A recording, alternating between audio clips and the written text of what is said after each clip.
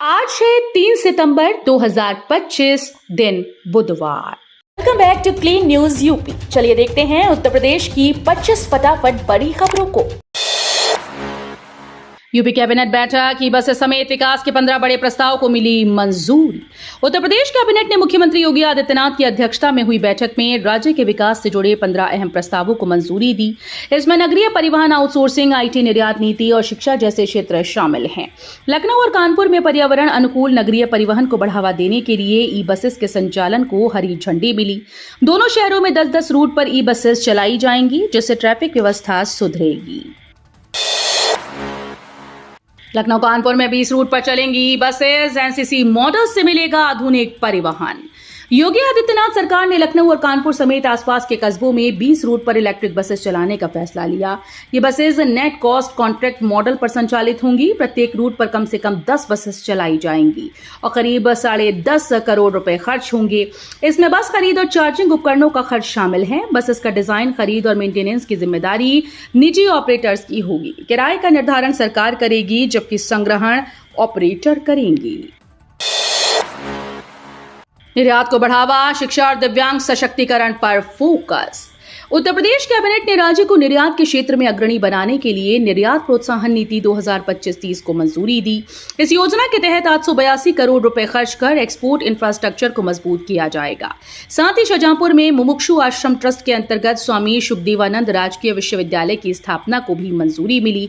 वाराणसी के परगना रामनगर में 3 एकड़ भूमि पर दिव्यांग जन सशक्तिकरण के लिए समेकित क्षेत्रीय केंद्र स्थापित होगा, जो सामाजिक न्याय और अधिकारिता मंत्रालय के तहत कार्य करेगा।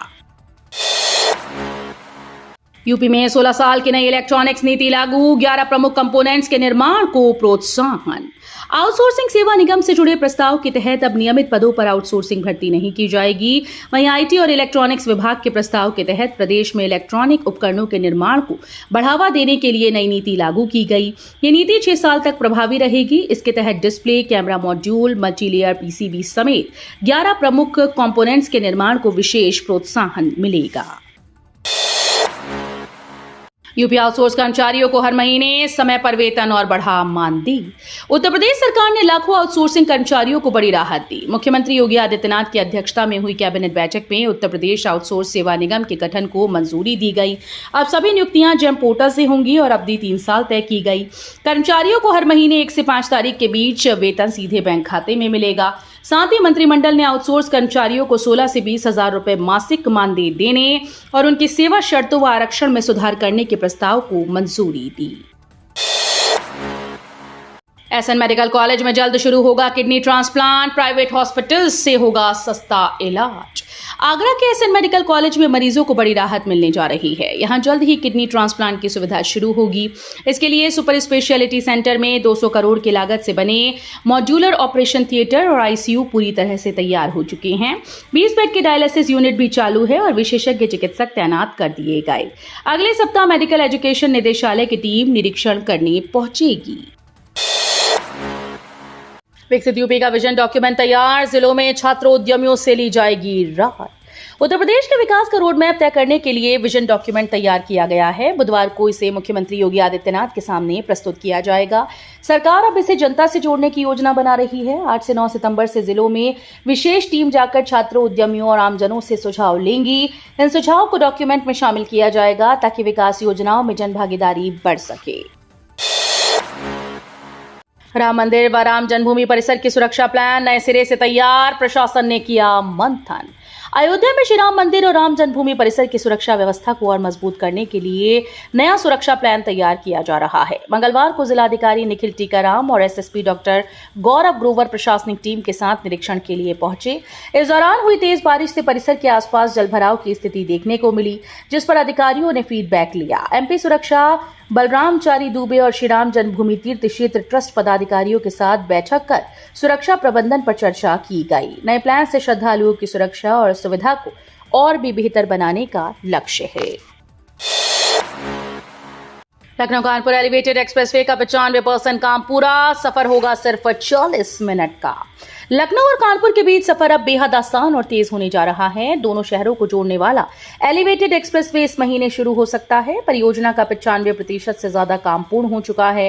करीब 95 किलोमीटर की दूरी जो अभी ट्रैफिक जाम की वजह से 3 घंटे में तय होती है, सिर्फ अब 40 मिनट में पूरी हो सकेगी। इस एक्सप्रेसवे में 18 किलोमीटर का एलिवेटेड रूट और करीब 45 किलोमीटर का ग्रीनफील्ड सेक्शन शामिल है।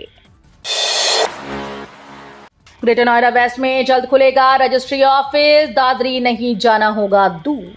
ग्रेटर नोएडा वेस्ट के निवासियों को अब रजिस्ट्री कार्यों के लिए दादरी नहीं जाना पड़ेगा। यहां नया रजिस्ट्री ऑफिस खोलने की तैयारी चल रही है। निबंधन विभाग ने किसान चौक और एक मूर्ति गोल चक्कर के बीच जमीन का निरीक्षण शुरू कर दिया है। अधिकारियों का कहना है कि इस महीने स्थान फाइनल कर लिया जाएगा और 1 से 2 महीने के भीतर कार्यालय की शुरुआत कर दी जाएगी। इससे सेक्टर्स में रहने वाले लाखों लोगों को बड़ी सुविधा मिलेगी। फसलों की सुरक्षा के लिए यूपी सरकार की नई पहल, तारबंदी पर मिलेगी 60% की सब्सिडी। उत्तर प्रदेश सरकार ने किसानों को आवारा जानवरों से फसलों की सुरक्षा दिलाने के लिए यूपी तारबंदी योजना 2025 शुरू की। इस योजना के तहत किसान अपने खेतों के चारों ओर सोलर फेसिंग तार लगवा सकेंगे, जिससे मवेशी फसलों को नुकसान नहीं पहुंचा पाएंगे। योजना की सबसे बड़ी खासियत यह है कि सरकार को लागत का 60% सब्सिडी देगी। किसानों को केवल 40% खर्च खुद उठाना होगा। इस कदम से जहां किसानों का आर्थिक बोझ घटेगा, वहीं उनकी मेहनत से उगी फसलें भी सुरक्षित रहेंगी। यूपी में स्मार्ट मीटर घोटाला, पुराने मीटर्स की रीडिंग जीरो भरने से उपभोक्ताओं को नहीं मिल रहा बिल। यूपी में स्मार्ट प्रीपेड मीटर लगाने की प्रक्रिया पर सवाल खड़े हो गए हैं। आरोप है कि मीटर बदलने का ठेका पाने वाली कंपनी ने उपभोक्ताओं के घरों से उतारे गए पुराने मीटर्स की रीडिंग शून्य दर्ज कर दी। यही नहीं, कई जगह नो डिस्प्ले और नो सप्लाई भी भर दिया। इससे उपभोक्ताओं के बिजली बिल जनरेट ही नहीं हो पा रहे। कंपनी पर यह भी आरोप है कि उतारे गए मीटर बिजली विभाग में जमा नहीं कराए गए। इस अनियमितता की वजह से हजारों उपभोक्ता महीनों से बिल न मिलने की परेशानी झेल रहे हैं। कांग्रेस कार्यालय में तोड़फोड़, महात्मा गांधी पार्क में धरना। लखीमपुर खीरी में कांग्रेस कार्यालय में तोड़फोड़ के बाद सियासी बवाल मचा हुआ है। कांग्रेस ने आरोप लगाया कि भाजपा महिला मोर्चा के कार्यकर्ताओं ने सुनियोजित तरीके से हमला किया और कार्यालय में रखे सामान व 50,000 कैश को भी नुकसान पहुंचाया। पूरा घटनाक्रम सीसीटीवी में कैद है, लेकिन पुलिस ने अब तक एफआईआर दर्ज नहीं की। इससे नाराज कांग्रेसियों ने महात्मा गांधी पार्क में धरना दिया। बाराबंकी लाठीचार्ज मामला, सीओ सिटी हटाए गए, सीएम योगी ने दिए जांच के आदेश। बाराबंकी में श्री राम स्वरूप मेमोरियल यूनिवर्सिटी के बाहर एबीवीपी छात्रों पर हुए लाठीचार्ज मामले में मुख्यमंत्री योगी आदित्यनाथ ने सख्त कार्रवाई की। सीएम ने घटना पर नाराजगी जताते हुए सीओ सिटी हर्षित चौहान को पद से हटा दिया। साथ ही आईजी अयोध्या रेंज को पूरे प्रकरण की जांच करने के निर्देश दिए। मुख्यमंत्री ने मंडलायुक्त अयोध्या को विश्वविद्यालय की डिग्री की वैधता की जांच कर शाम तक रिपोर्ट देने को कहा। 3 साल बाद हुई भर्ती परीक्षा, अब 4 महीने से रिजल्ट का इंतजार कर रहे अभ्यर्थी। उत्तर प्रदेश में असिस्टेंट प्रोफेसर भर्ती का सपना देख रहे अभ्यर्थियों का धैर्य जवाब देने लगा है। प्रदेश के 331 अशासकीय सहायता प्राप्त महाविद्यालयों में 910 पदों पर भर्ती के लिए आवेदन 2022 में लिए गए थे। लंबे इंतजार के बाद इस साल परीक्षा तो हुई, लेकिन परिणाम घोषित हुए 4 महीने बीत चुके हैं।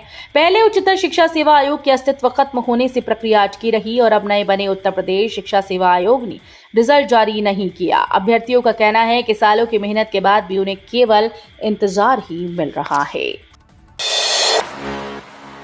एयरपोर्ट के 5 किलोमीटर दायरे में ऊंची बिल्डिंग के लिए जरूरी होगी एलडीए की एनओसी। लखनऊ एयरपोर्ट की सुरक्षा और पर्यावरण संरक्षण के लिए बड़ा कदम उठाया गया है। अब एयरपोर्ट से 5 किलोमीटर के दायरे में कोई भी हाई राइज बिल्डिंग बनाने से पहले लखनऊ विकास प्राधिकरण से अनिवार्य रूप से एनओसी लेनी होगी। इसके लिए एयरपोर्ट एक्शन ग्रुप का गठन किया गया है, जो सुरक्षा और पर्यावरण से जुड़ी समस्याओं का समाधान करेगा। बीते सप्ताह मंडलायुक्त की अध्यक्षता में हुई हवाई अड्डा पर्यावरण समिति की बैठक में ये फैसला लिया गया। पारिवारिक संपत्ति बंटवारे पर बड़ी राहत, स्टैंप शुल्क अब अधिकतम 5,000 रुपए। उत्तर प्रदेश सरकार ने संपत्ति बंटवारे को लेकर परिवारों को बड़ी राहत दी। अब दस्तावेजों पर लगने वाले स्टैंप शुल्क और पंजीकरण शुल्क अधिकतम 5,000 रुपए से ज्यादा नहीं होगा। पहले ये शुल्क संपत्ति के मूल्य पर आधारित होता था, 4% स्टैंप शुल्क और 1% पंजीकरण शुल्क, जिससे परिवार दस्तावेज दर्ज कराने से कतराते थे। गाजियाबाद जीडीए ऑफिस का गेट तोड़कर किसानों ने दी एंट्री, 4 घंटे चला धरना। गाजियाबाद में हाईटेक टाउनशिप से प्रभावित गांव के किसानों ने मंगलवार को जोरदार प्रदर्शन किया। किसान संघर्ष समिति के बैनर तले सैकड़ों किसान हापुड़ चुंगी से जीडीए कार्यालय तक नारेबाजी करते हुए पहुंचे। जीडीए कर्मियों ने गेट बंद कर दिया, लेकिन किसानों ने जबरन कुंडा तोड़कर परिसर में प्रवेश किया। इसके बाद उन्होंने जीडीए वीसी की गाड़ी के सामने करीब 4 घंटे तक धरना दिया। हंगामे के बीच जीडीए सचिव ने 11 सितंबर को बिल्डर के साथ बैठक कराने का लिखित आश्वासन दिया, जिसके बाद किसान शांतिपूर्वक धरना खत्म कर लौट गए। यूपी महिला पुलिस भर्ती में नया विवाद, पिता का पता सही होने पर भी निरस्त हो रहे आवेदन। यूपी में महिला पुलिस भर्ती के लिए आवेदन प्रक्रिया के बीच अभ्यर्थियों को नया झमेला झेलना पड़ रहा है। सरकार ने निर्देश दिए कि जाति प्रमाण पत्र पिता के पते पर बने, लेकिन तहसीलों में लेखपाल अभ्यर्थियों को पति के नाम पर आवेदन करने को कह रहे हैं। कई मामलों में पिता का पता सही होने के बावजूद आवेदन निरस्त कर दिए गए। सदर, किरावली, एतमादपुर, बाह फतेहाबाद और खीरागढ़ तहसीलों में अब तक 500 से ज्यादा ऐसे मामले सामने आए। योगी सरकार का बड़ा फैसला, 3 नए विश्वविद्यालयों में 948 पदों को मंजूरी।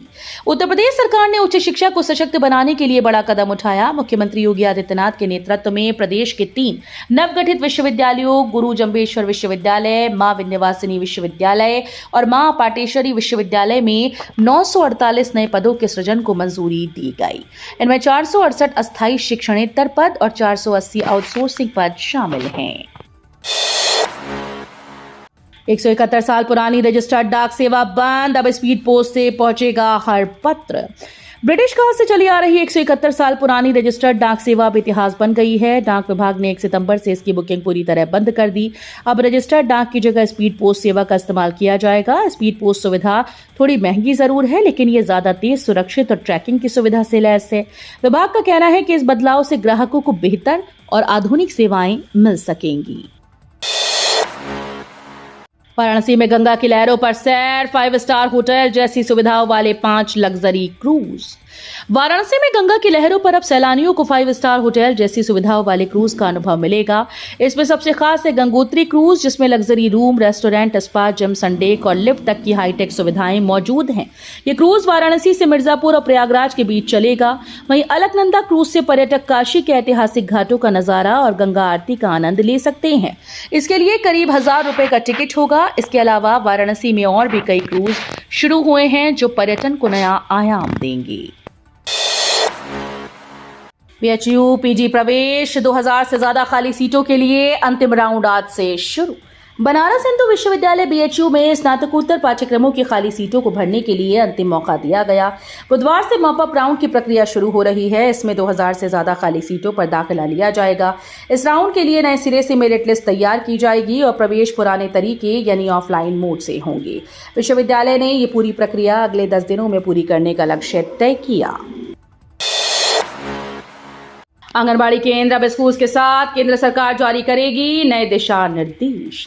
देश में बच्चों की प्रारंभिक शिक्षा और पोषण को मजबूत करने के लिए केंद्र सरकार बड़ा कदम उठाने जा रही है। आज से स्कूली शिक्षा और साक्षरता विभाग और महिला एवं बाल विकास मंत्रालय की ओर से आंगनबाड़ी केंद्रों को स्कूल के साथ स्थापित करने के दिशा निर्देश जारी किए जाएंगे। विज्ञान भवन में होने वाले इस कार्यक्रम में केंद्रीय शिक्षा मंत्री धर्मेंद्र प्रधान और महिला व बाल विकास मंत्री अन्नपूर्णा देवी मौजूद रहेंगी।